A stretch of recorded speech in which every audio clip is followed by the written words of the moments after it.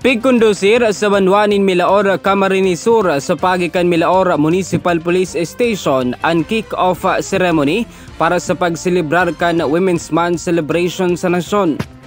Sigon ki Police Major Maria Victoria Abalaing, ang Chief of Police ka nasambitan ng istasyon, kadakol ang nangyaring aktibidad sa nasambitan ng lugar, kabali naman ang budel fight, pagtaonin burak sa mga kababaihan asin zumba. Saro sa obheto subuot kan aktibidad ang mapakusog ang moral kan kababaihan, lalong-lalo na ngunyan sa tahaw kan pandemya. Ito po ay in relation sa ating 2021 Women's Month celebration ng with the theme na Wana laban sa pandemya, kaya.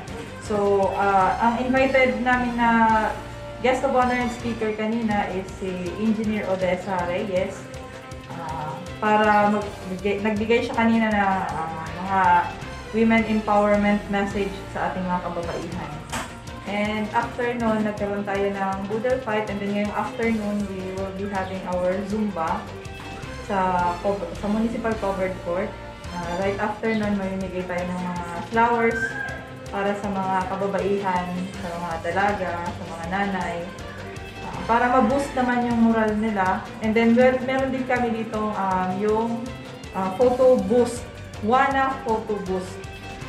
So yun po, magkakaroon po tayo ng picture taking doon para ma-preserve natin yung mga memories din about dito. Kahit na nasa pandemic tayo, mapagpatuloy pa rin natin yung, kumbaga, kahit paano is yung new normal na buhay natin.